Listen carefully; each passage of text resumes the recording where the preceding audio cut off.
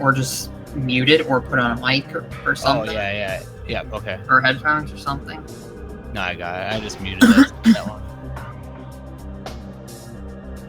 And then I will go to Twitch again and Alright, so they aim manually at the targets first because for 3 seconds the game is loading up the HUD and you can't actually target during that time. Also, RealBreak's using fusion suits, so shame. oh, for shame. To each their own. Except those wearing the fusion suit.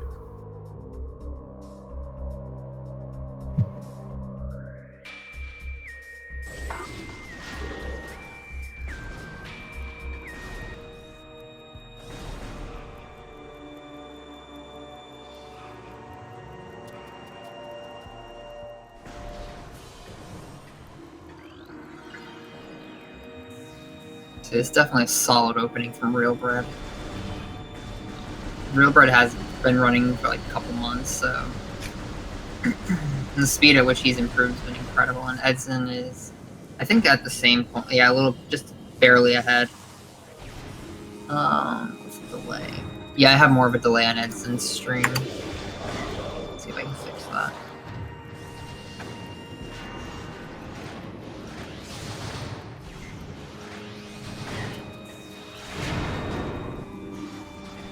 Okay, so yeah, I'm just about a second behind RealBreak. Close enough. Yeah, that's the one I'm far behind on. But it's like, yeah, it's by like 3 seconds. Yeah, okay, so what Edzan's doing here is a trick called Biohazard Jump, and basically, you saw RealBreak on the other side take the elevator. Edzan skipped it. That should save 8 seconds if done optimally, but Edzan had a little bit of trouble, so he actually lost time for doing it. A lot of runners just opt not to do that for that back. It's kind of risky for 8-second time save. They can be a challenging couple of bumpers to get used to. Yeah, there's a small area where... Particularly the second one, really.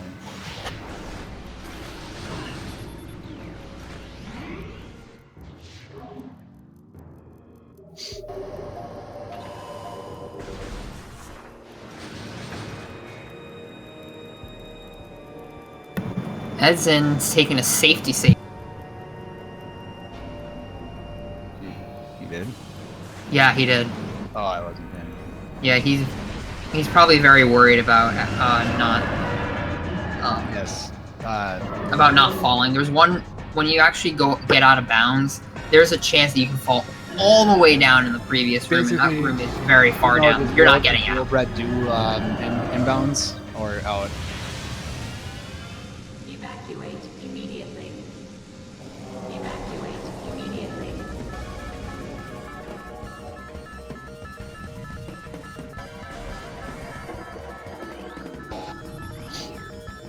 So we're probably going to end up seeing both of the. I guess I don't know yet. Which one RealBreak does?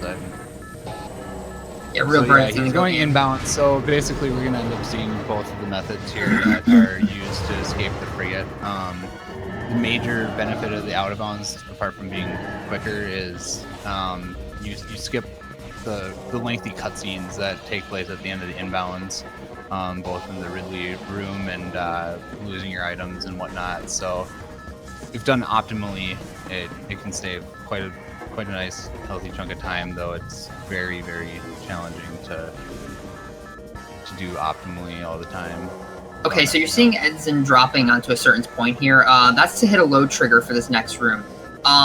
In casual play, or whenever you're in bounds, you're going to hit these load triggers, but out of bounds, you need to actually hit them yourselves and also change the way or where the room is manually.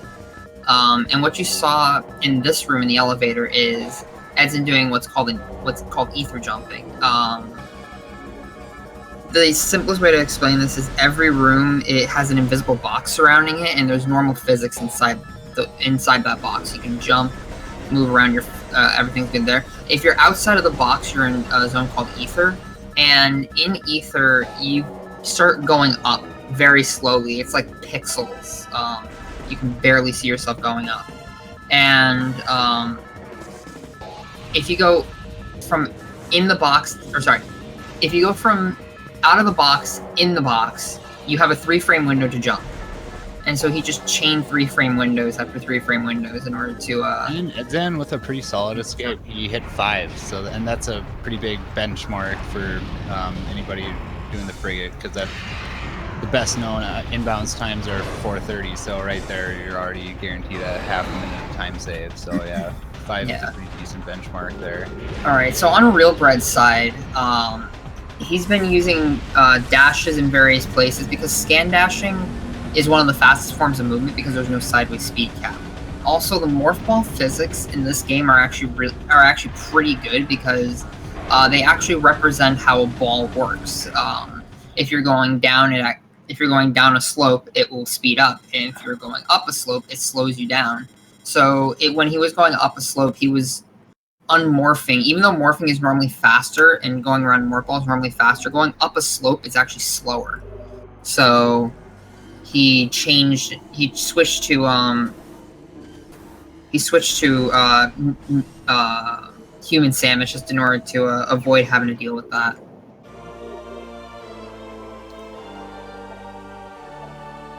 Pretty decent inbounds escape time from RealBreak. Yeah, and you can 5, decently optimal. So based off in-game time, edzan would only have 30 seconds on RealBreak in terms of that escape, but in terms of real time, he has a lot more than 30 seconds. He's got probably a minute and 15. It does, he was able to gain significant ground from that. Skipping those cutscenes is pretty big. Yeah. Also, one little thing to note is there are actually 2 cutscenes there are actually 2 spots where you lose your items. The first one is scanning that elevator, which knocks Samus back into the wall. The other one is landing on Talon 4. So even though edzan skipped the first cutscene, the game takes your items anyway, so there's nothing you can do about it.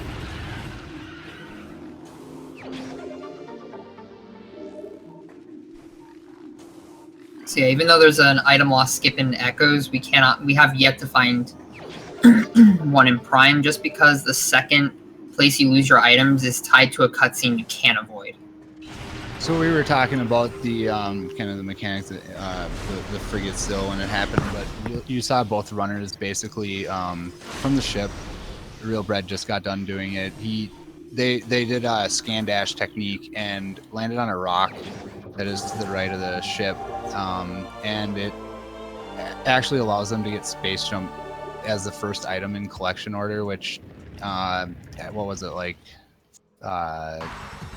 10 or something? It was like 8 to 12 or something like that in the casual playthrough order. It's 8th. It's either 7th or 8th. Let's see. Yeah, so it's pretty significant. Basically, you go all the way to Fendrana and get boost, and then end up having to backtrack all the way back to Talon to get space jump with the intended way. But by doing this space jump first technique, both runners were able to get space jump right off the bat, and being an extremely broken thing to do, you can see they were able to collect a missile right away. They both went and got an E-tank. Neither of those things you would have been able to get out of Main Plaza anyways, right at the start of the game there. So yeah, and the only difference between a missile expansion and the missile launcher is a fancy cutscene. They function exactly the same way. Ooh, yeah. RealBreak's got to be a little careful because he missed You're actually one going of to the doors. see another example of that later, you need too. 4 of the missiles. That's all you need. Or that's what you need. If you miss any more than 1 missile, you need to farm for some missiles, and that's very costly. Yeah, going into the charge beam room, yeah. No, but later on they're going to be collecting a power bomb, doing the same method. Actually, they're not going to be getting the actual main power bombs. They're just going to be collecting a expansion of it long beforehand and get it early. The only difference is that you actually need main power bombs in order to beat the game. Yes, we'll one explain of the, why one of later. the similarities between Echoes and this one, actually. Both games require you to collect the main power bomb.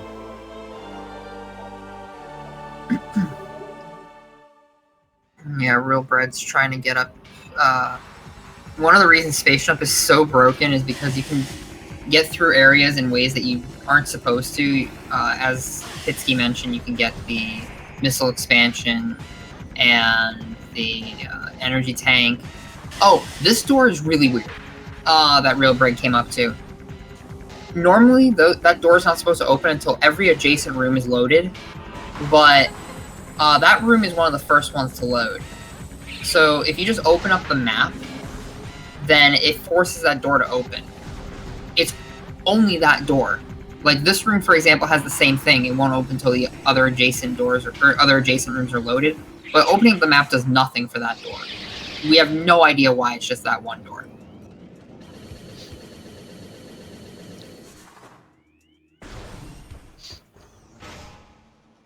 Xanthion's coming up on one of the first heavily RNG-based portion. Yeah, what did I say? You said me. I did say you. Okay, yes, edzan. Okay, yes, edzan is coming up on one of the first heavily RNG-based portions of the game. What is it? iDrone or Zoid as we Incinerator call him. Incinerator drone. Or Zoid as we know him as, named after the programmer that programmed him. So essentially, each stage that eye will pop up and he's gonna have to shoot it. The eye's fixed position is gonna stay the same every time you play the game. It's gonna appear on the one side and then rotate and then be 180 degrees from where it was last. Though the amount of time it takes for it to pop up is a random value. I believe what is it, 8 to something seconds for the first 13 one? The first one, 15 to 25 for the other 3, so you have up to 35 seconds of variance. Yeah, and so from a speed perspective, it can.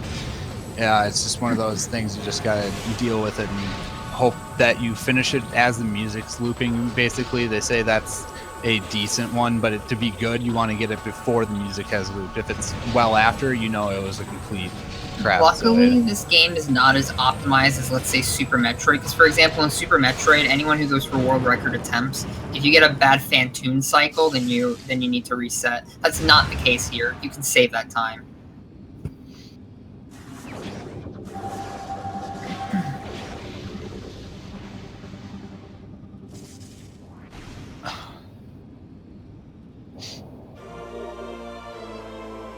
I couldn't tell if Edzan got a good Zoid or not.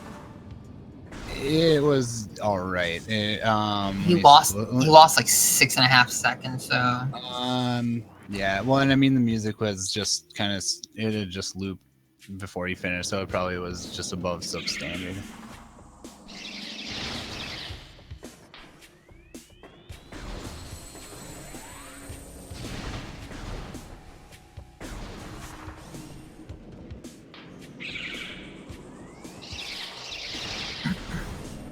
So yeah, there's a puzzle Edzan skipped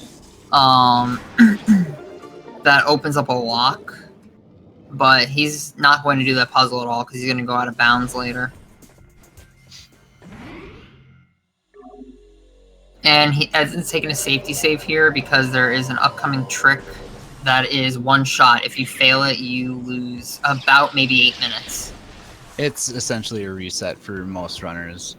There are ways that you can not reset after doing it, but if you're looking for a quick speed run, then chances are you might as well just try again. Yeah, we'll explain when it comes up what the trick is. But yeah, Edzan's climbing up this room, not the intended way because you have space jump, and instead of scanning the four points, all the scan portals anyways. Yeah, so you can just do a bomb jump over there. And an instant unmorph is when the camera is when you can't actually see Samus in the camera and you unmorph. The game doesn't know what to do with it, so you just does it. It just unmorphs instantly.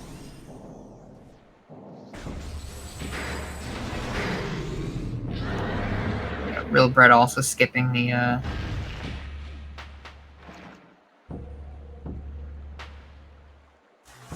In a race setting, it's a little bit nicer scope even than it would be for the in-game time setting purpose, because there's actually not a whole lot of in-game time spent doing the puzzle. However, there are cutscenes that precede every section of it. So there's like 4 or 3 bomb slots you have to activate, and there's cutscenes that follow each of that. So in terms of real time, it does end up eating up a nice chunk.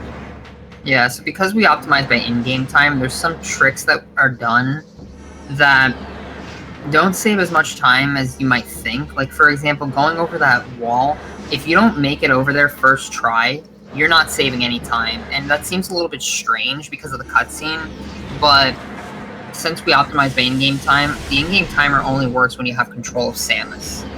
I should say it only counts up when you have control of Samus. So cutscenes don't work. With some pretty decent movement throughout the last couple segments there, and he's actually just entering the Flogger fight that edzan is at the last stage of here.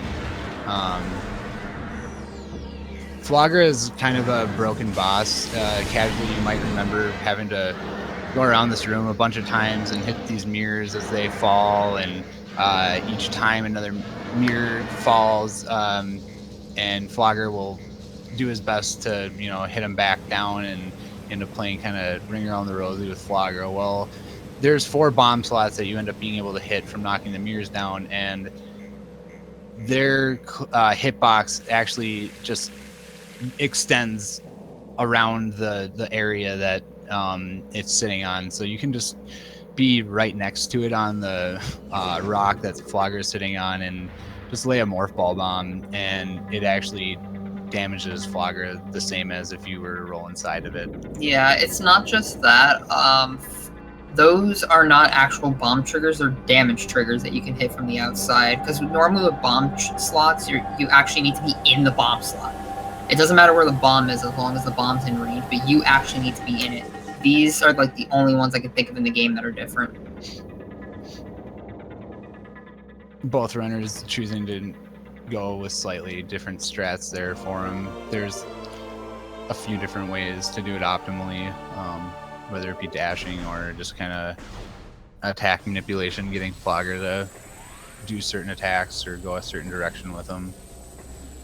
Apart from that, I mean, the tech for Flogger can be decently entertaining, but apart from that, with all the cutscenes, rather one of the boring boss segments. Okay, Edzan's coming up on the one-time trick we were talking about.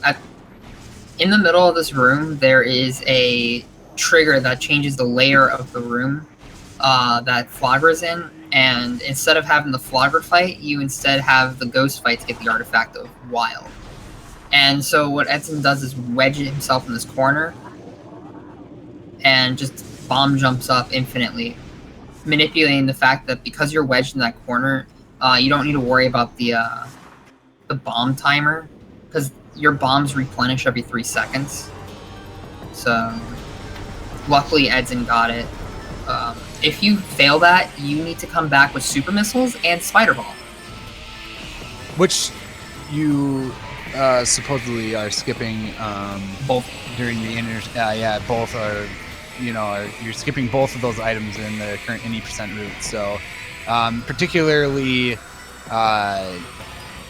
super missiles being just an extreme detour from the current any percent route to go and grab. So yeah, super missiles don't go are anywhere near that room. So yeah, you got to detour about 2 rooms maybe. Actually, it's not that big of a detour. But you have to go over a dumb fight trigger in Control Tower. And do a couple of decently tricky dashes up Observatory to grab it. Well, it's more of the dashes to get back up after you grab it. Right. So yeah, it's a pain to do.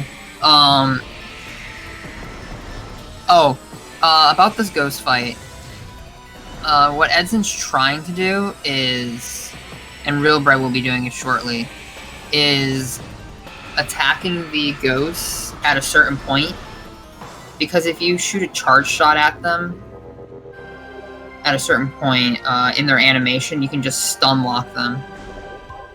But it's very difficult to do optimally. And you'll see pretty much every runner starts that fight out the same. You want to make sure you're getting at least one full charge shot on each of them at that beginning part. So shooting at their little cloud before they fall actually causes them to fall thinner. So by doing that, you can actually have time to get the fight started. After that, it can be rough RNG. You can become more proficient at the fight as well, but to some extent, the ghosts will disappear and stay disappeared for as long as they want and just appear in random areas. So stun locking them is really the ideal way to fight them if you can, because it's going to, for the most part, prevent them from disappearing for any period of time.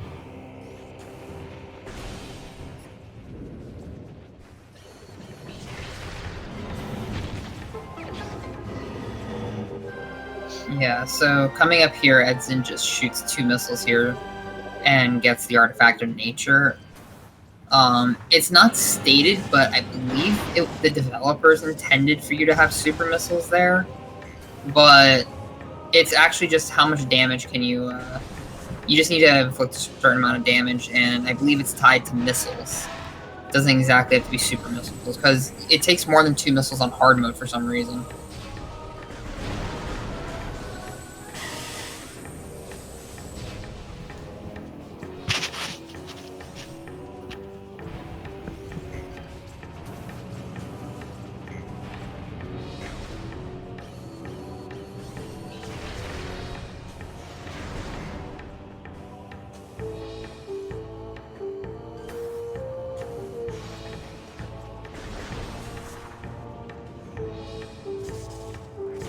Okay, what Edzan did there was an R dash.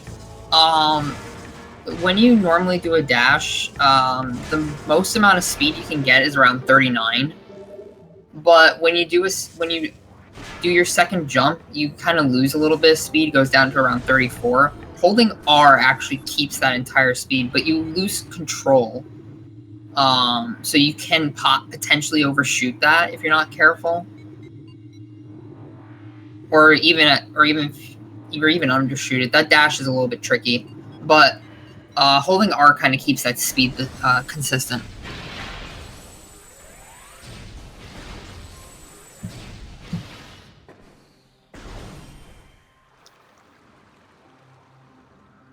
So yeah, you kind of see how both players are trying to turn sideways as much as possible, whether they're dashing or whether they're R jumping. That's because this game does not have a sideways speed cap.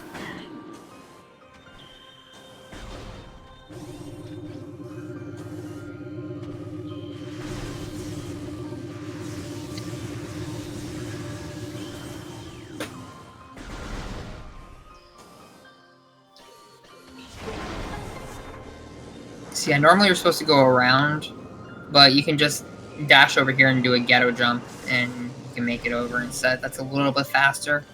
Ghetto jumping is when you jump against a slope, and you get increased height from it. You do need to be like pressing L as you jump against the slope, I believe. As long as you directionalize away from it too, you usually get more height. They're actually extremely broken underwater, which you'll see a little bit later on. We also do not collect the gravity suit, which one of the artifacts claims to need to collect. However, because of the physics of doing ghetto jumps underwater, there's no need to collect the gravity suit. Need is subjective in this game for the most part, with the exception of X-ray visor and phazon suit and 12 artifacts, and a couple of other items. Pretty much any item you see, with the exception of boost ball, space jump, charge beam. What else? I think that's about it. And obviously the missile. Obviously the majority of the missiles in the E-tanks. But yeah, besides that, oh, and thermal. None of those are actually needed.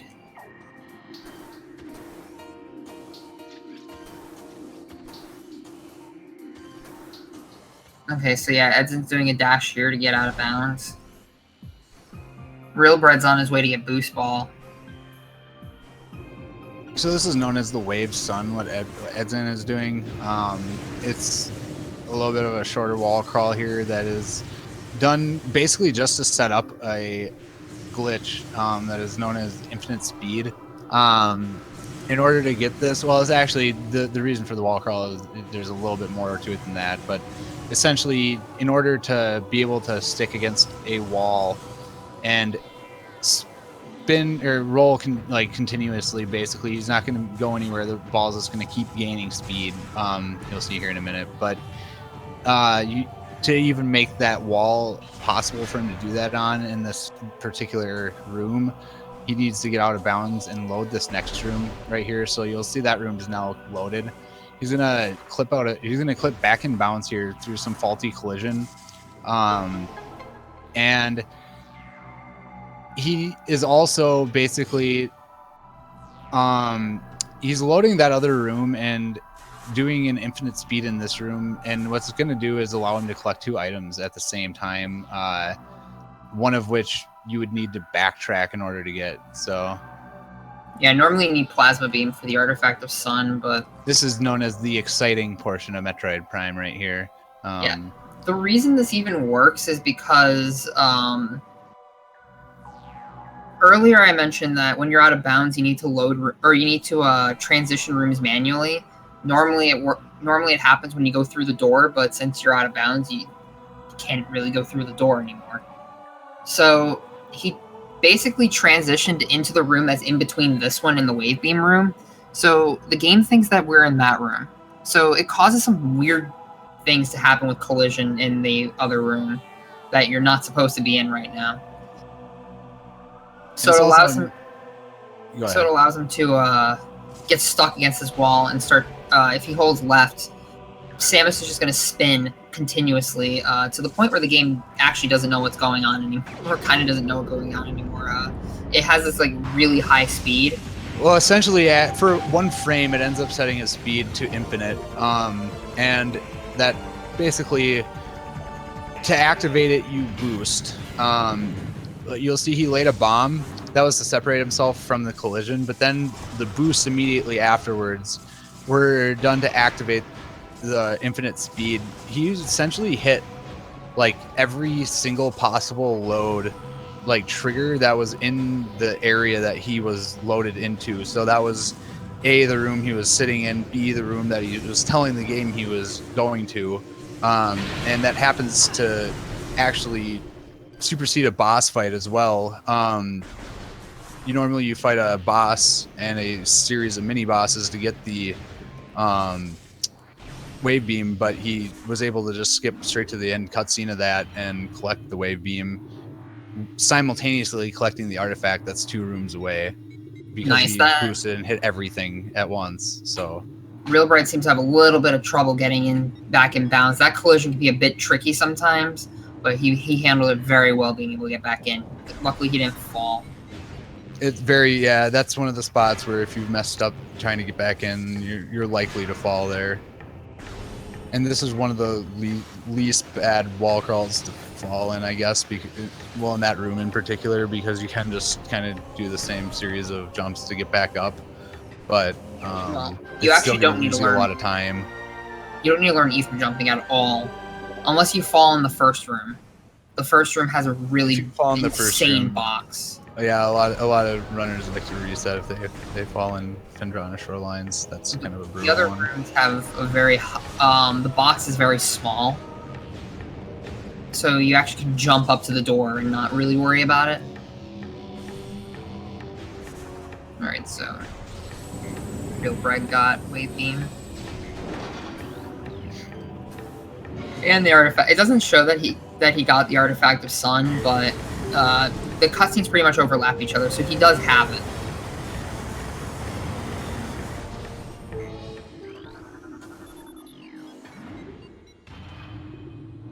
That's what a race tank's for. Luckily Edzan has to the race tank. There's an E-tank in Magmore that's pretty slow to get, that both of them ended up getting, because it's on the way. safe for the race though. Setting. Yeah, it's really This whole next section can be kind of dangerous, like health management wise. If you make some small errors, it's easy to just kind of take a lot of damage and end up being in some sticky situations.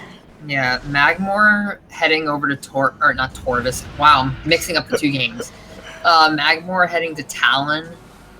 Farfandrana and Mines can be really deadly if you're not careful. So, especially Mines. Mines can be pretty painful with 2E tanks. Well, and in the in the Magmore section that he just you actually saw him. He was taking a lot of intentional damage during that small little section there because the faster optimal strats for getting through those rooms just happens to be to kind of opt to just boost through the lava instead of take the way the game intended you to get through those rooms. I mean, as long as you know you're managing your health all right, that's never really a problem. But in a race setting, I can see picking up an extra tank, taking a lot of intentional damage there. Yeah, so RealBreak ended up falling. What happens here is normally you're supposed to go into a boost ball slot and lower a bridge, but you can just dash over and get the artifact that way. Edzan's actually in a minute here going to be coming up on the underwater gravity suit skip, basically. Normally you're supposed to have Spider Ball here, but nah, just do a dash. What's a spider ball? What's a grapple beam? Grapple Beam's the most useless item in the game. That's what it is.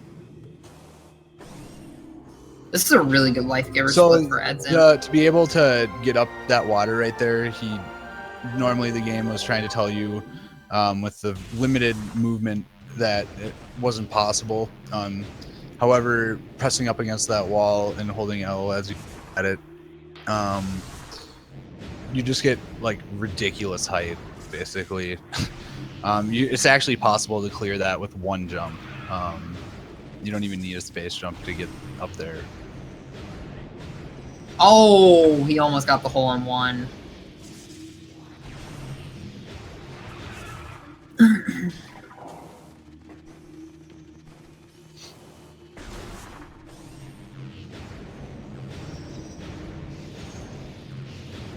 So far, really the only gap we're seeing in the two races here, in the two rows here, is that time save that Edzan did in the beginning with the frigate. Yeah, Edzan also had maybe a little bit extra, but even right here you can see the benefit of taking free time save. The other thing is Edzan didn't fall out of bounds, and RealBreak did. This is true. The difference... Okay, so... Sometimes the best way to get to the best way of moving through rooms is don't take the fastest way to the door, but take the fastest way to the loading zone. Or the load trigger. Most rooms you hit invisible load triggers to load the next room. If you hit the load trigger, it might be slower to get to the door, but sometimes some of the rooms take a while to load.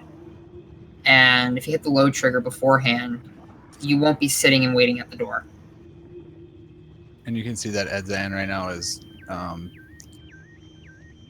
doing the same kind of principle here. He's spinning in place, not on a faulty collision because he went out of bounds, but just in some weird collision between some crates in the wall. This one's a little bit different because he's actually going to be moving while having infinite speed here. He needs to be really careful not to boost again because it can actually mess the camera up really bad. And even more careful not to unmorph. If he does unmorph, this right here, this thing is called light show. Only because there's a fixed camera right there at the fountain, we use that to cancel the light show portion of the infinite speed glitch, and he's able to boost now again finally. You actually cancel the infinite speed portion of the glitch, but light show also exists. But if you were to unmorph again right now, light show would still be there. He needs to get to the save station coming up. You can also use an elevator as well to get rid of it, but entering the save station right here, he's now freed himself of the infinite speed glitch. He used that to get a power bomb right there. even though it's not the main power bomb that you'd get in the mines, it's picking up the expansions, the exact same thing. And so now he has a usable power bomb, and immediately clipping out of bounds here to do the IBBF AF. Not clipping out of bounds. There's actually no collision up there. Out of bounds. Sorry, yes. So you're just gonna jump right out of bounds here. Through a hole in the ceiling, yeah. Yep. Because retro.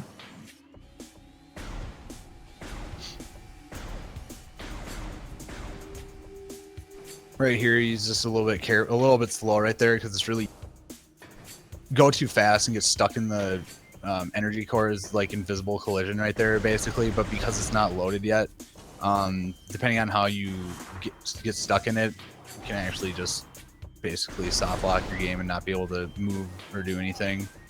So a lot of people take it just a little bit. You kind of see people slow down right there, and that's why. It's really easy. See, the thing about going out of bounds in Metroid, it's really easy for any number of bad things to happen. Falling is obviously just really slow. It can sometimes take a nice healthy amount of time to recover from it. It's also really easy to crash your game or soft lock it. The game actually can't have more than 3 rooms loaded at once. So, not knowing this, it's possible to load rooms incorrectly when you're moving out of bounds and just end up crashing the game that way. That was solid. That was a really nice. That was really good. Edzan there. But yeah, so to get back in bounds, Edzan did what's called a door warp. You shoot the door in order to force the room to load around you.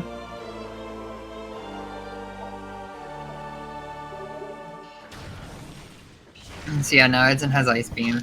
One of the multiple methods that people can use to get back in. Yeah, there's a few, but that's the fastest one.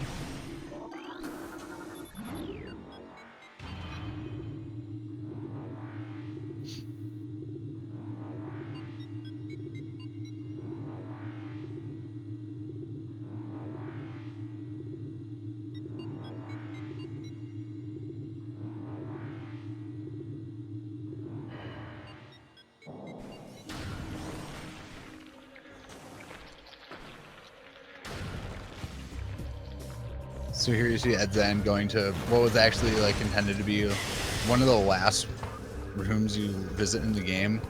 The game's basically telling you that at this point you've collected power bombs to get through this collision here, spider ball to get up that track that he just did a jump to skip, boost ball to get through this little section in here, and do they expect you to have grapple beam in the next room to do something, or? No, you should have grapple beam at this point, but you don't need it.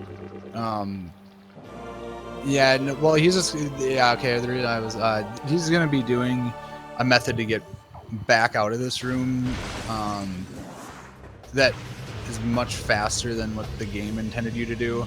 Normally you need to follow a bunch of basically ledges around the room and eventually trigger a long ghost fight, similar to the one that you did to get the Artifact of Wild early, with 3 ghosts, and to get back. But instead he's just gonna do a little bit of a challenging jump here off of a rock, just to get back up without having to do that.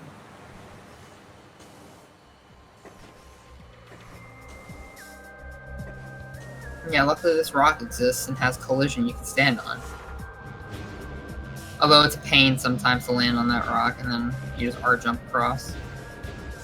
Okay, so what RealBreak's doing is he jumped into the ether and just walked around. It's a little slower, but it's much safer. Ooh! Okay, now RealBreak's got an ether jump. You see where he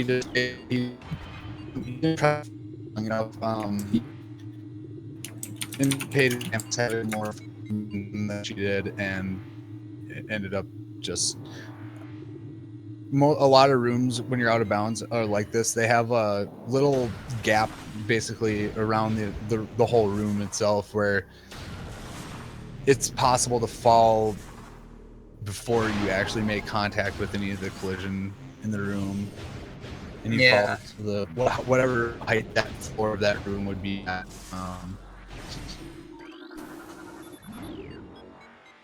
However, he was able to recover decently quickly there. That was a pretty good recovery.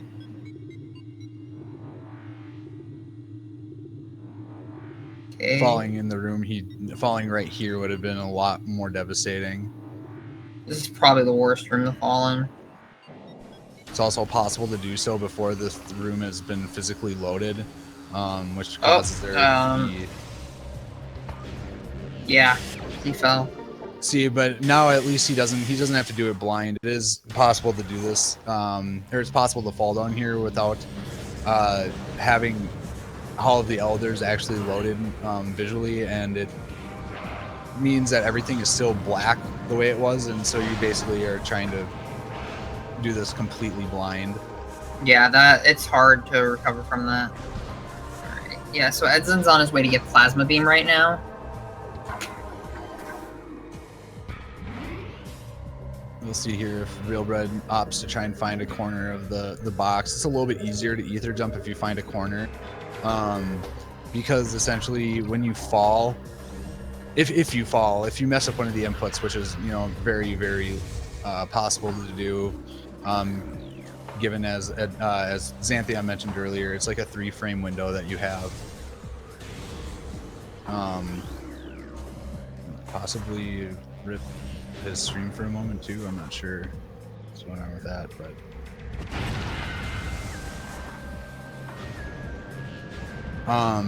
yeah, but if you fall, you just fall into the corner. You fall into the corner of the ether that was directly adjacent from you, and so it means that you don't actually fall all the way down.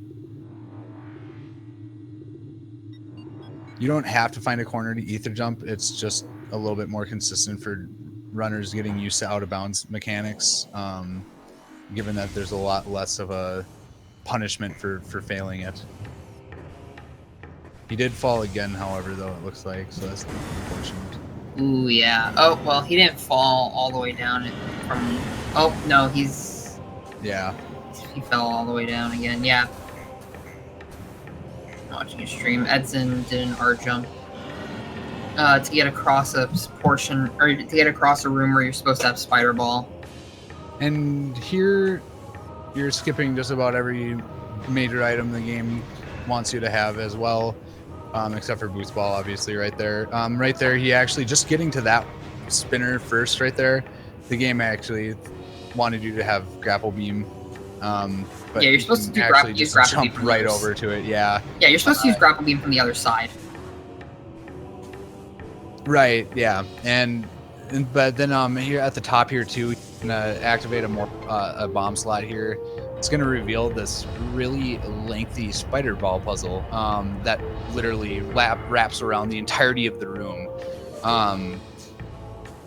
Really slow, obviously, to do, and he instead opts to do a really tricky ghetto jump up off the spider track there, and he just jumps up right to the door. You can also jump over to the wall and use a couple of standable spots on collision to get there as well, but what he did is a bit faster. Yeah, RealBreak's still working because on. if you miss it, you have to have a very well-timed morph ball, basically on the wall. All right, he finally got it. RealBreak finally got it. All right, good for him. Yeah, sometimes falling in out of bounds can just quickly become like a run's completely over deal. Like it can go from bad to worse. Yeah, that cost RealBreak a lot of time, like probably about 5 minutes. As we kind of had already just previously mentioned, Hall of the Elders is definitely the worst room to fall in. Some people might argue Gathering Hall, but it's hard to fall in Gathering.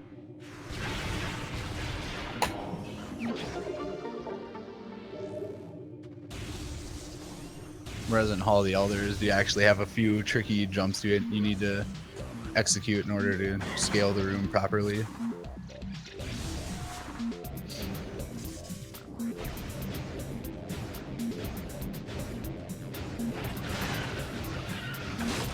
So Edzan's coming up to his farewell to Phendrana tour here.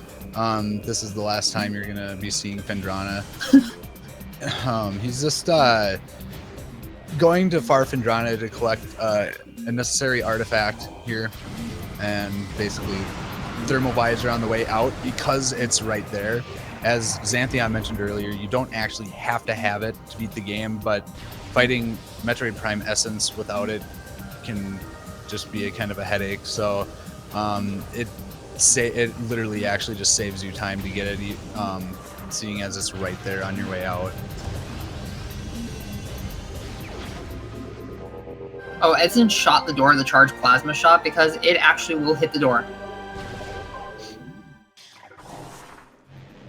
It's a lot. You'll notice a lot of small things like that that runners are going to be doing throughout the entire run that it's really easy to miss. For example, you'll see before he entered that morph ball tunnel there, he actually switched beams. You'll see him switching beams before a lot of doors routinely, just to have the one that they're going to need ready to go when it instead of having to wait for the animation of it to switch at the door. Shooting the door before he laid the power bomb allowed him to just roll through it without having to open it first. There's a lot of really small things that happen that save time over the course of the run. It's easy to miss. Yeah. Yeah, so Edson's just climbing up this room by standing on a bunch of spots in this room. Yeah, this game, there's a lot of spots that you can just stand on for, I don't know, pretty much no reason.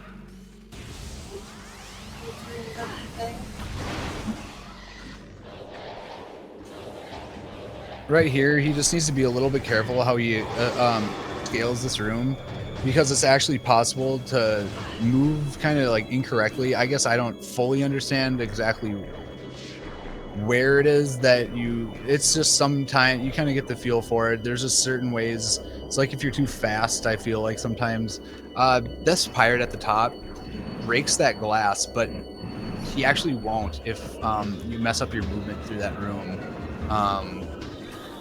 Normally he only breaks it from when you're supposed to enter this room from the top up here and kill that Metroid, and normally the pirate will jump through the glass from the opposite side.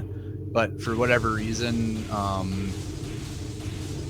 moving through that room the way he did, the pirate breaks the glass anyways. Yeah, as long as you don't get too close, otherwise the pirate will act like, Edward will act like a normal pirate and will come after you as opposed to hit the, is that what causes that? Yeah, I never actually fully understood it. I believe it's because I just try to avoid having it happen. Yeah, I believe it's if you get too close, but I could be wrong on that one. But I've noticed if I stay as far away as I can, it's never, ever failed. Now here, he could have actually gotten this artifact by doing the way the game intended. He has all the intended stuff, plasma, and he could have done it, but it's actually quicker as long as you don't mess up the trick too many times. It's faster to just shoot a missile over the barrier there and break the tower that way. Having collected both the artifacts in the Far Phendrana region, Edzan is actually now just going to collect thermal on his way out and leave.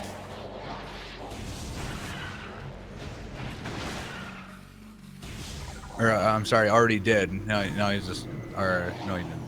Yeah, he's on his way to get Yeah, doing it right now, and he's just going to be leaving Phendrana to head to the mines, actually.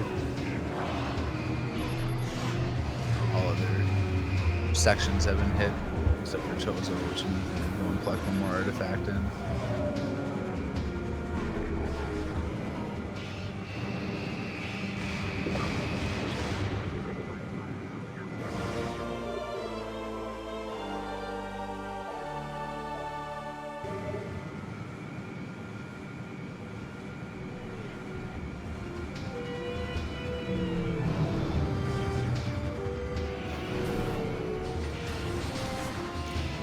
And since we have Ice Beam, we can just leave that way.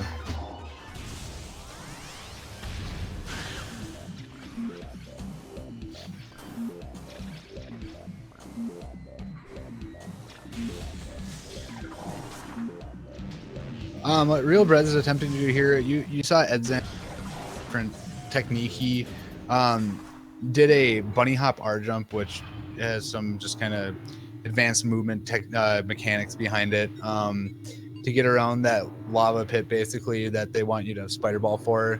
RealBreak opted to use a slightly different method that is a little bit easier for most people to at least start to get consistently. It's a scan dash off of the wall, essentially to pass that spider ball puzzle, essentially, or track.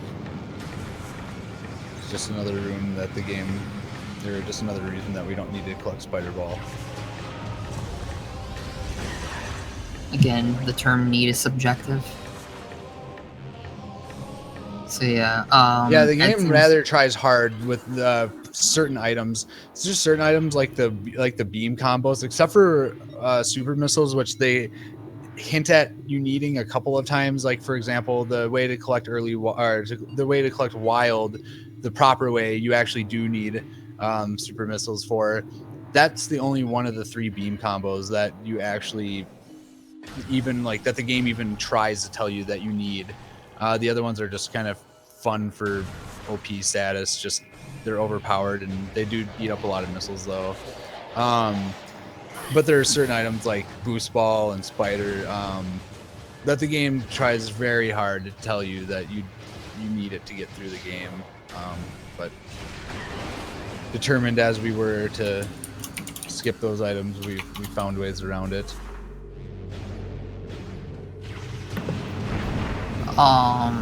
So yeah, Retro actually did patch, so it is important to note that the door that RealBreak just came out of, and getting the plasma beam right there, this is both these runners are running this on the 0.0 copy, the NTSC version of the game. That's because it's the only one that was not patched to some degree. All the other releases after this were patched and pretty much progressively worse as they went. There's a PAL version of the game that has like scan dashing removed and a lot of other things, but which one is it? Is it both Player's that have an choice. arbitrary Player's lock choice over that door 0 that you need to get the main power bombs before grapple beam? That's not it. There is a lock on that door to get plasma beam that doesn't go away in player's choice unless you have grapple beam. Grapple beam. And in yeah, PAL, there's a power bomb blockade. Yep. So either way, they're basically saying you need to have gone to the mines first in order to get the plasma beam right there. But in the NTSC version, there is no block. Okay, that elite pirate fight went by real quick, but basically to explain that, if you're on the side of the elite pirate and he doesn't see you, if you're not directly in front of his line of sight, he'll walk around like an idiot until he sees you, and so you can just rapid fire missile at him and down he goes. Alright, so this puzzle coming up has it's random. There's over 300 possible mazes, and they range from 15 to 55 squares. Odd numbers only, not counting 53. And ooh, he got 43 squares. Okay. Got that one.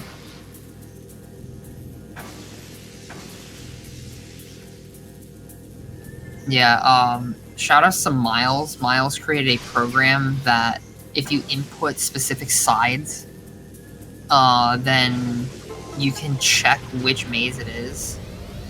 But yeah, these mazes are random. There's 15 to 55 squares, odd numbers only, not counting 53. There's no 53 square maze. And yeah, 43 is pretty bad. And in chat, I typed the maze, and it says at the end, tied with X number of mazes. There's one 55 square maze, so Miles put this up instead.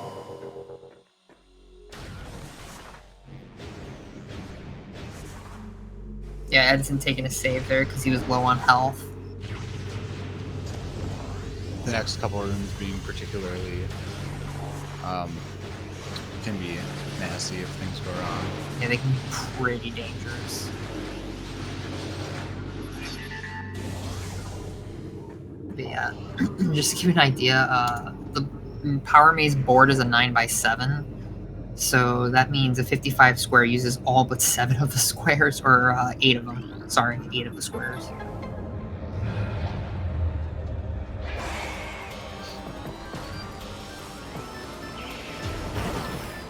So yeah, edzan scanned that on a specific spot so that the Metroids appear in the same place, so he freezes them and will just dash across this, as opposed to using X-ray visor to see the platforms. And then you're supposed to have Spider Ball here.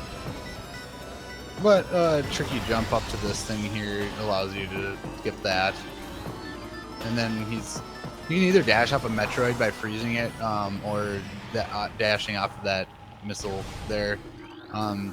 Recently too, a couple of runners have been learning just a straight up R jump technique. You can R jump to that wall as well. It can just be a little bit harder to do. Yeah.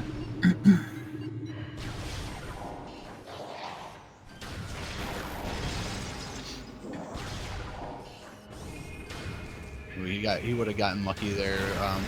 Non-race strat of saving. He had a ultra drop from that pirate. Drop rates in this game are not dependent on what you have in your basically in your inventory. So if you're really low on missiles, whereas in Metroid Prime 2, I don't know it to be true for Corruption. Metroid Prime 3, I'm sure it probably is, but those games are dependent on what you have. So if you're low on missiles, they're going to more than likely give you missiles, or low on health, same thing applies. Metroid Prime 1, the drop rates are contingent on the room itself and don't care at all what you have in your inventory. So a lot of running this game sometimes can be we do certain things that kind of alleviate some of the RNG of needing certain drops. Oh, hey, you're full on... Or, oh, hey, you have no life? Yeah, let's give you missiles instead. Yeah, full missiles there. So Edzan's taking another safety save here. And I swear, if you need a PB, you can search 5 rooms for one and never get one. But then you don't need any power bombs, and everything you hit drops a power bomb.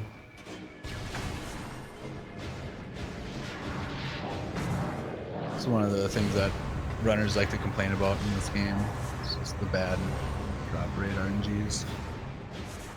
So coming up here is a important boss fight with the Omega Pirate. Okay, Edzan's turning the rumble feature on because he needs to make sure that he does fully charged plasma shots, and you can't actually see if you fully charged it with X-ray visor up, which you absolutely need X-ray visor. The way Omega Pirate's damage is tied to the visor. Oh. So look at that! He got the trooper skip, so that's really optimal. Normally a couple of troopers are gonna drop when Omega Pirate disappears right there, and it's random what type of trooper they are. It's optimal to get like ice or plasma ones basically, but because you can kill them faster. Power and wave kind of suck because they take longer. Power really suck. He needs to basically manipulate these pools a certain way in order to optimally fight at Metroid Prime. He'll never appear in the same pool twice, and he'll always appear in the one that's farthest away from you. So using this knowledge, we've developed some strategies to essentially be able to take him out in one cycle before he has regenerated his armor. But as Xanthion mentioned, it's really important that he hits him with these full charge beam shots, because the window for doing this is kind of tight. You'll see at the end there, he actually laid another power bomb, and that was able to finish him off. He needed to go to X-ray visor because Omega Pirate will not take damage unless you are wearing the X-ray visor. It's the reason you cannot skip X-ray in this game. The damage that Omega Pirate takes is tied to his visor. The other thing is, yeah, it looks like he got Gravity Suit. The game only checks for the next suit. So it goes Power, Varia, Gravity, Phazon. And he didn't get Gravity, so it looked like he got Gravity there, but he actually has Phazon Suit. It's just a visual bug. Overall, that was a very solid OP fight, though. Getting the trooper skip in the beginning is a really tight window. Laying that power bomb, if you do it too early, you can actually just waste a little bit of time because it actually just knocks Omega Pirate around before he disappears, and you still get the troopers that drop. It's also possible to get it almost the right timing and make him disappear faster, but still have the pirates drop. So getting both of those things to occur is the optimal method there.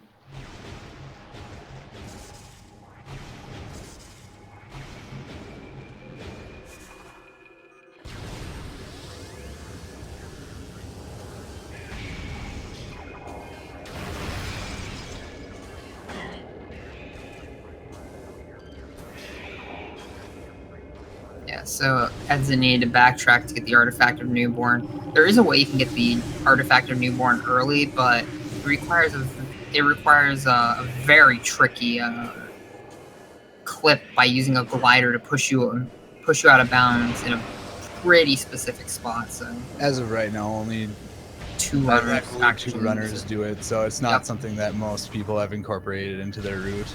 No, it's too inconsistent, and you can easily soft lock. I mean, even just failing the clip to get into the speaker world means that you've already lost any time that you did by doing it. So it's pretty risky. Yeah. Unfortunately, it looks like RealBreak. Oh, never mind. Yeah, RealBreak activated the pirate by accident. Yeah, but I thought it was OP for a second, so I was like, that's worse. You see, that was the one thing we didn't mention at the beginning of that fight there. I already mentioned it.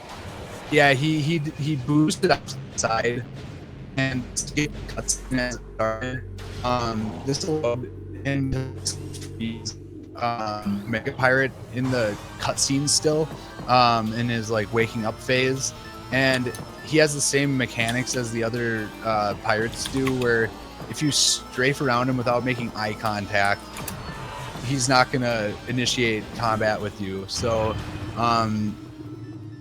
by boosting off to the side, skipping the cutscene, and then strafing around him, he's able to just take off all the armor plates again in one cycle to finish off the fight quicker. But it is possible to, if you make eye contact with him, that Omega Pirate tends to make you regret that. Yeah, okay. This is probably the main room. That's why, a lot of people won't actually skip Spider Ball. So what Ed's trying to do here is a long space jump, which if you do an instant unmorph if you do an instant unmorph after doing a bomb jump, you have about 21 frames after leaving the ground to do a jump. And then he was trying to get stuck on the side of the spider track, but he fell. Nobody really knows what it is that makes it consistent. All we can do is keep finding setups for it that seem to be more and more consistent. The current ones are pretty dang consistent for it. However, yeah, because we don't actually know or understand what it is that makes us stick to the spider track, it still happens where you can fall off of it. Yeah, Edzan seems to be having a bit of a difficult time with this. It happens sometimes. Even advanced runners will sometimes trip up on this because this trick. And I believe he said he actually hadn't done this in quite a while, and so this is actually like an unpracticed room right here. So it's, I would say, decent. Yeah, he has not worked on this. All right, nice. He's been doing a lot of 100% lately, and that's obviously not required in 100%, seeing as you have Spider Ball once you get here. Unless you just really enjoy doing tricky things, it's a lot faster to just use Spider Ball to get up there. That rock has really weird collision. Yeah, both shafts essentially you just scale them by a really kind of obscure set of standable spots of the room. Okay, in this room, he's actually entering it backwards, so he needs to boost through a wall. You're actually supposed to enter this room from the bottom. Calvin. Calvin. He plays so nice. Yeah, no, that pirate, we named him Calvin. He's a jerk. He may have like the most aggressive RNG out of enemy in any video game ever. We all hate him. Yeah, He's so programmed just so aggressively. yeah, edzan doesn't really have too many missiles. Oh, this fight, you actually can't blow open that box without the main power bombs. For some reason, the trigger to actually blow it up just doesn't exist. That's actually the only reason he went and collected the main power bombs. Because as you saw, he didn't need to do that in order to get power bombs. He was able to collect the expansion to get them earlier in the game. But yeah, RealBreak's having some trouble. Literally cannot collect that artifact without them. You just have to get them still. Yeah, so RealBreak's doing an alternate strat by jumping up on the spider track here. And then jumping over. He might kill the pirates just to be safe because he's very low on life. Oh, he's not. Oh no, he took a nice, healthy safety save there. So. Oh, I'm watching the wrong stream. Okay, so yeah, it already happened. Yeah, he took the safety save. What Eds is doing is normally you need Spider Ball, and you do this really long, really slow puzzle. Like, even when you learn the game, you don't want to do this puzzle. It's so slow. So you just jump on a bunch of stuff and go over that way. A bunch of very particular spots.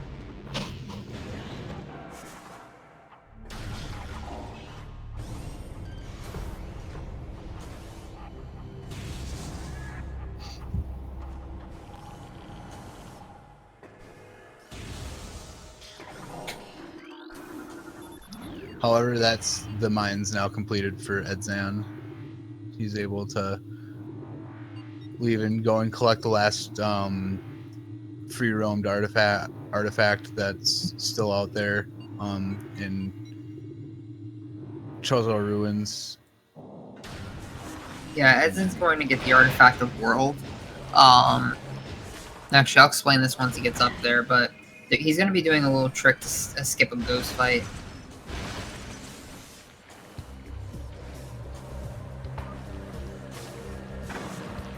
But yeah, casually what you're supposed to do is you're supposed to go through the crash frigate and then come up, and then it brings you here. You go into phase online to get power bombs, and then you come back up. You get power bombs and grapple beam, and then you come up to get X-ray visor, and then you go get plasma beam. And there you'll see RealBreak did a slightly different technique to take out Omega Pirate. Instead of laying a power bomb at the end, which actually requires some pretty specific timing. A lot of runners use a audio cue from Omega Pirate to know when to drop it. You can also just continue to take him out with the plasma beam, and it essentially is the same thing. You still one cycle him before he gets his armor back. If he gets his armor back, that's basically it's not, you didn't die, but it's basically a failed fight at that point.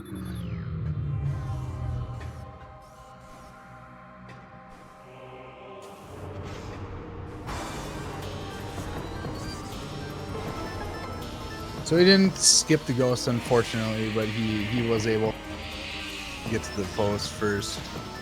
Yeah, what he was trying to do was avoid a ghost trigger, but he jumped a little bit too late on the second jump, so he hit the trigger.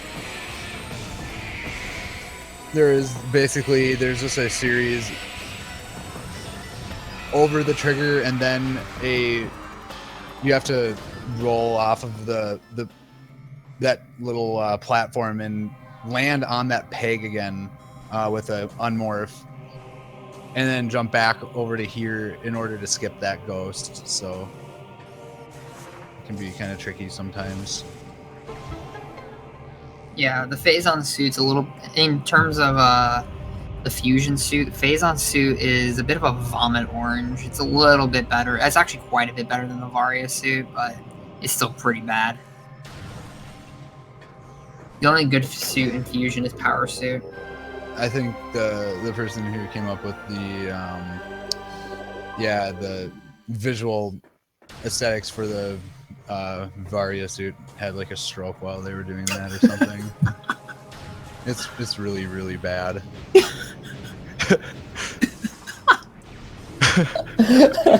It's not like Xanthion said, this one's not quite as bad. The Varia is much worse, so it's nice we don't have to look at that anymore.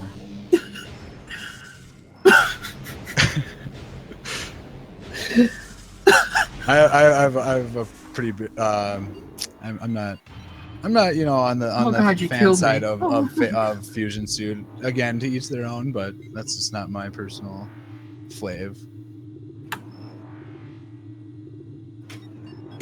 Especially when the Varia suit itself just looks so crisp and nice.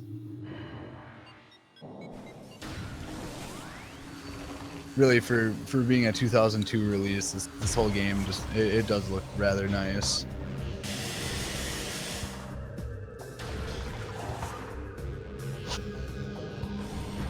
It was pretty ahead of its time, I feel.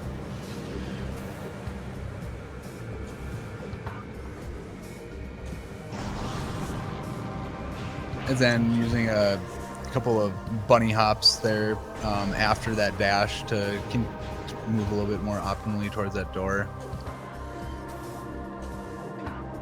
This is a technique done by pressing R. Having R pressed as you hit the ground and jump again with B. You can chain your jumps together without losing speed.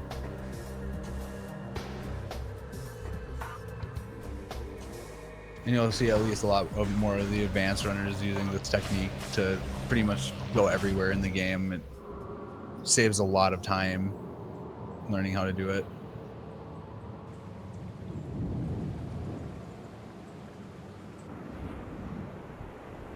So what RealBreak just tried to do there, edzan did do it earlier. He essentially just kind of like the ghost skip there that edzan didn't get.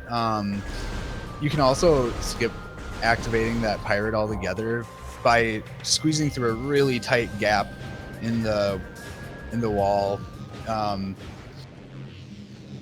You saw him jump on that. You saw him jump on that tank or whatever, and then do a jump over it. And he was essentially trying to squeeze in between that gap in the load trigger in order to not have to activate that pirate. Yeah. Oh, by the way, it's very easy to do for us. He wrote 111 because that's a meme time, or at least we consider it a meme time. And yeah, the reason he did that is because the room with the artifact temple takes about 8 seconds to load. No, he didn't get it. Okay. If you shoot Ridley before he flies away, there was a 1-frame window where Ridley will just go down and then come right back up, won't actually fly around. He's also going to attempt a boost right here to essentially take Ridley down to the next stage of his health. Yeah, for some reason. But he lands on the ground immediately after that, so you always have the opportunity to get it right there. For whatever reason, Ridley just takes like an insane amount of damage from Boost Ball. 50,000 damage per frame. Wow, yeah, so it's a ton. So just coming into contact with Ridley for a second with Boost Ball, as you can see, took him from being about like 1/6 health gone to about, about that much remaining. And this next stage of the fight is all ground based, so he doesn't have to deal with him flying around anymore. Just being able to rapid fire missiles at Ridley finishes this stage off pretty quickly.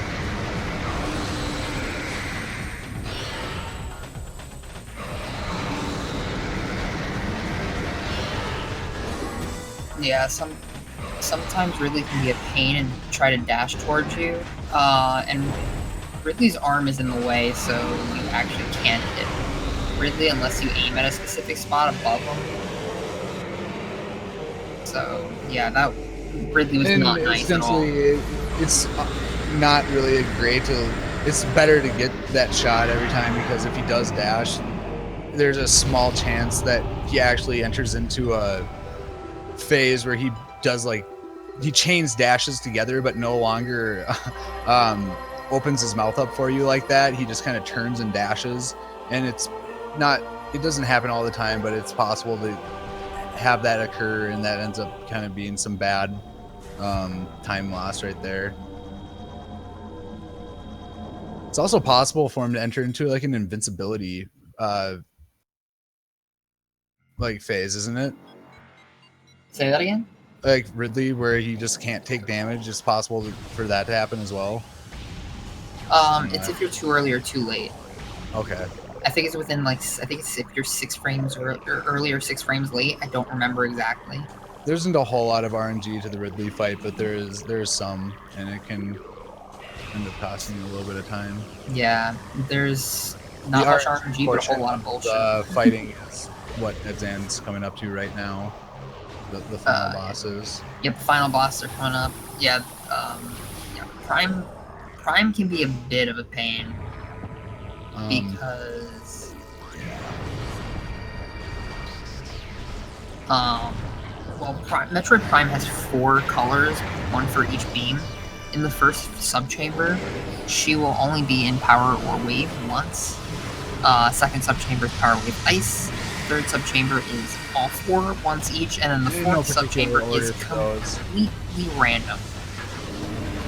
It's just each one will appear once, meaning using process of elimination by the last ones you usually know which ones it's going to be, and you can preemptively switch beams to it. One of the small time savers.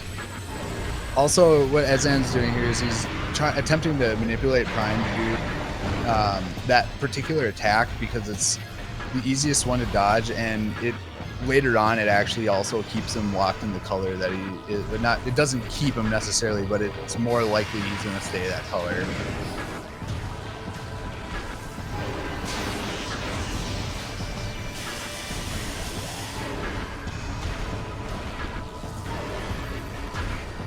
And like Xanthion said, in Subchamber 4, not only is it just completely random what order the beams will appear in, or the colors will appear in, but he also can just switch between them whenever he wants, as many times as he wants. I'm sorry. He's also going for right here, it's a tight window, but it ends up adding up over time. You can actually hit her with a charge shot as she's dashing at you like that. It's kind of a tricky shot, but it's good to get them all.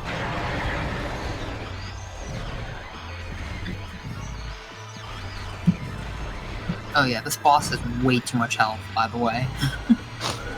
Takes forever. A really ludicrous amount of health, yeah. This is why you would like to have your beam combos when playing casually, because it makes the fight go by a lot faster. This is what I'm most worried about in 21%.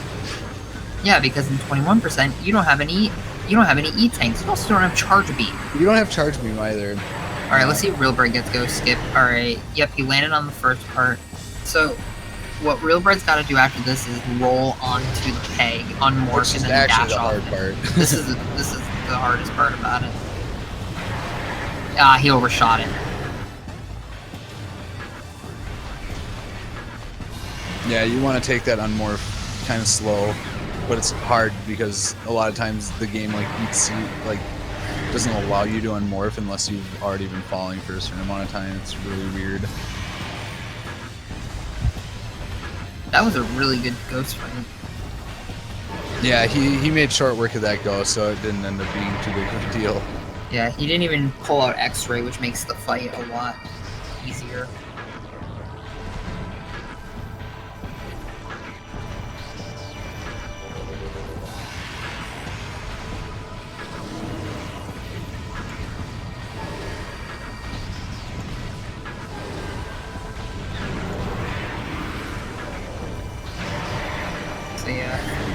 Subchamber 4 is actually currently it's being nice to edzan, but we'll see. That can change it immediately. Ice, that's really good. I believe uncharged. Is it uncharged or charged ice does the most damage to Prime, followed by plasma, obviously. It's charged plasma that deals Charged the most. plasma. The thing with charged ice is that, or ice beam in general, is it deals 1.5 times the damage it should to Prime. But it's also Doesn't really hard to hit. Yeah, which is why they did it, because power and wave beam, or what is it? Ice beam actually doesn't deal much more damage than power or wave normally. It deals more, but not a lot more. Plasma beam is just on another level. It's completely broken in comparison to the other 3 beams. But Likewise, ice beam, if you get hit by Exo's plasma attacks, particularly his plasma stream, it does like way more damage than any of his attacks do. So, that was actually a really good Exo fight. yeah. Edzan got a best split by about 7 seconds, so. He had some pretty decent RNG in that Subchamber 4 there. Yeah, it was good RNG and execution. So this fight is a bit of a pain to optimize too. A lot more RNG in this one than in the EXO fight. He's basically, Essence is going to be laying phazon pools, and you use this phazon to damage him. However, he wants him to lay the pool in certain places and avoid other places because it can like kind of clip in weird areas if the ground's not flat and you can't get into it. Also, if he tries to lay a pool next to her corpse, not only will she not lay it, but she'll actually skip a whole spectrum phase without laying a pool, and that can just cost a lot of time. So he does stand on this branch over here to hopefully manipulate Prime Essence into not laying a pool over by the. What is Essence doing? That is the most ridiculous set of movement I've seen. The game does not. It still. And essentially, here what he's doing is you're able to this pool normally only holds a certain amount of this stuff, but it sticks around for a certain amount of time, and so by strafing in and out of the pool as he fires a single shot, allows him to take full advantage of the amount that's in there. And he actually got a pretty was that a 2? No, it had to have been a 3. Cool. But either way, it allows you to take out Essence a lot faster.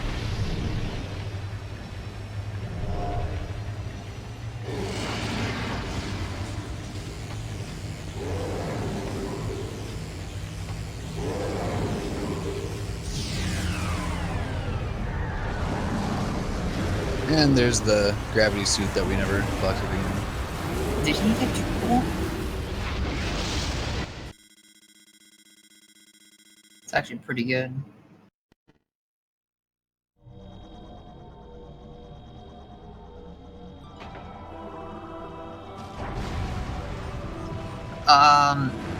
No one got the 55. I post the 55 whenever explaining it and talking about Miles' program because I find the text "I'm so sorry" to be that funny.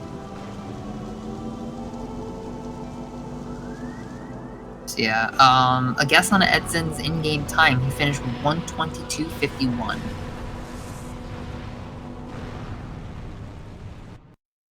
Zelu actually got 55. So, Pitsky, any guess on the in-game time? I'm gonna guess 1:02. Yeah, I'm gonna go with. Let's go with a 1:01. I'll be more generous. Oh yeah, because of all the safety saves. Yeah, you're probably right. Forgot about all the save. Yeah, it's going to be 1:01 with the safety saves. I did not take that into account. He used a lot of safety saves.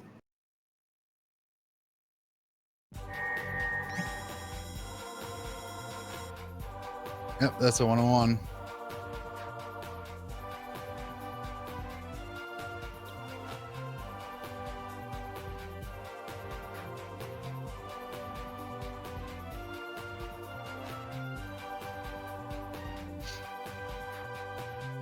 Overall, it was a pretty solid race by edzan.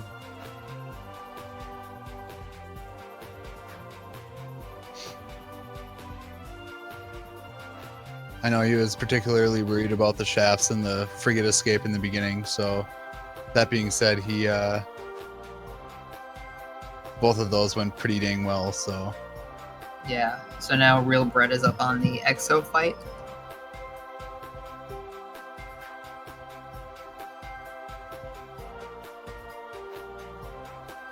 my 59, 9. Is it really that close, DF?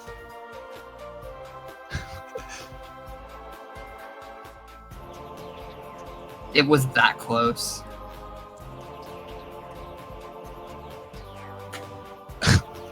Oh my gosh, I didn't realize. Yeah, so one of the guys who has sub-hour in Prime DF, he got a 59 by like 5 frames.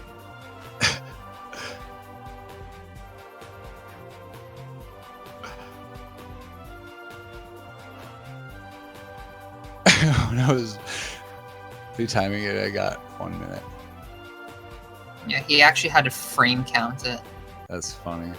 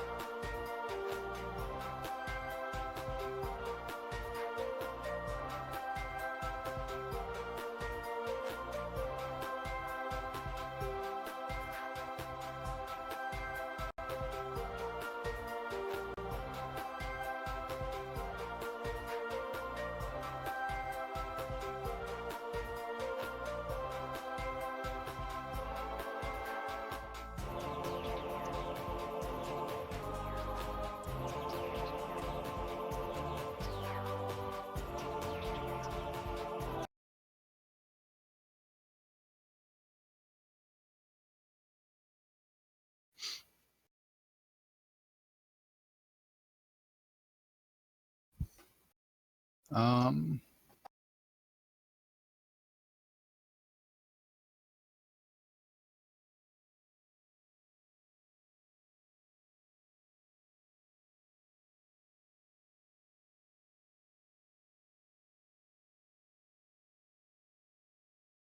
Yeah, so we're just waiting on Real Bread to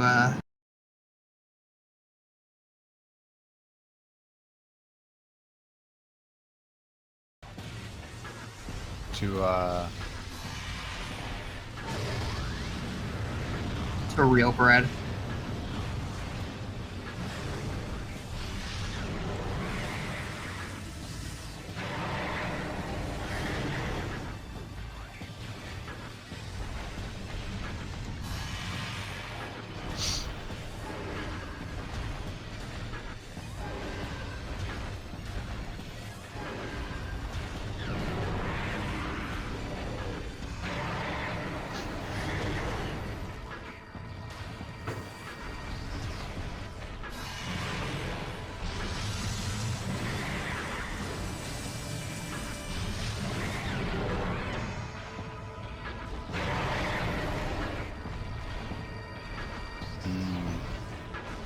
Good point, DF. Good point.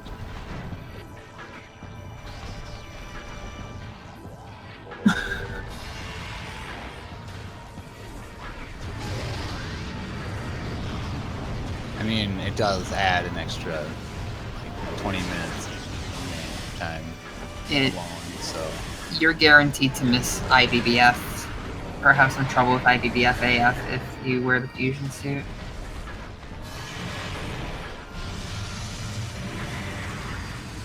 Oh, in Subchamber 4, sometimes Metroid Prime just randomly speeds up. And he got the first snipe. He got that one snipe there. That's actually that's way harder to get than normal. And it's actually really good to get the plasma and the ice ones because you can actually skip full beam colors on Prime depending on how the fight goes. If you still had to switch to like power, for example, but you did enough damage with plasma and ice, and the fight ends, it doesn't necessarily mean he ever had to go to plasma. So it's just it is nice to get the ice and plasma ones particularly. Yeah, basically, every phase has a damage cap, and so you can actually shoot Prime in 2 spots, or in 2 different scenarios. As she's dashing, and as soon as she turns around, and before she switches to the next beam color. Yeah, and that actually damages the next phase.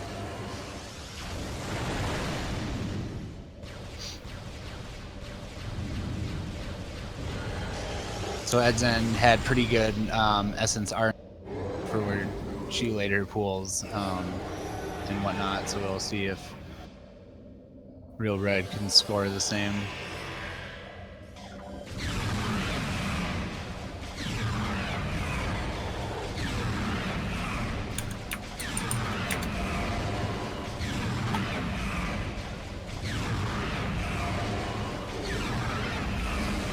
Another thing that they're trying to accomplish too while they're attacking Essence. Essentially, Essence is still going to try and do attacks to you as this pool has been laid.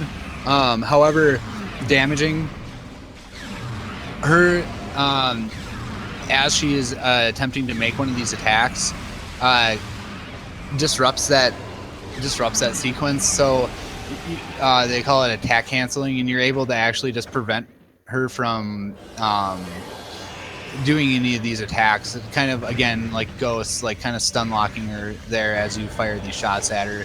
But it does require kind of like a... The thing is in order to do the pool strat optimally to get as much damage out of it, you want to be constantly strafing in and out of it in order to make that happen. However, also timing these just slightly irregularly to prevent her from making any of these attacks will also further help your cause in the fight. So yeah.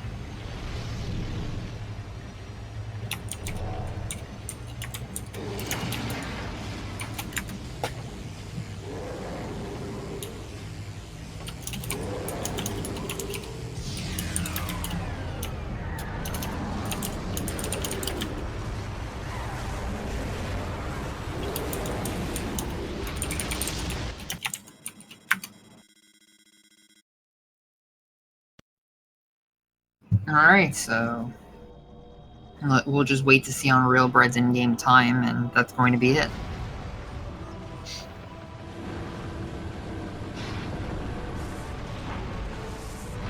And apart from not a spectacular IBBF AF from RealBreak, both runners had a pretty decent major mistake-free run. Neither failed early wild or anything like good.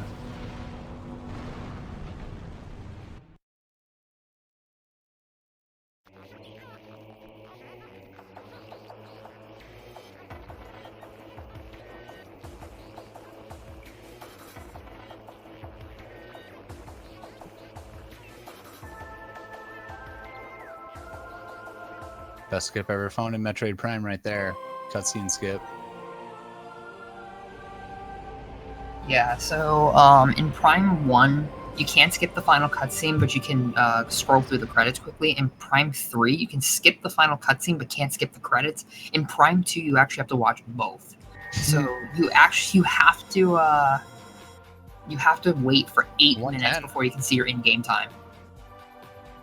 9 minutes slower in-game time. So 110. Alright, so... Thanks for watching, everyone. Yep, next race, I believe, is going to be Friday, 2 p.m. for Fusion.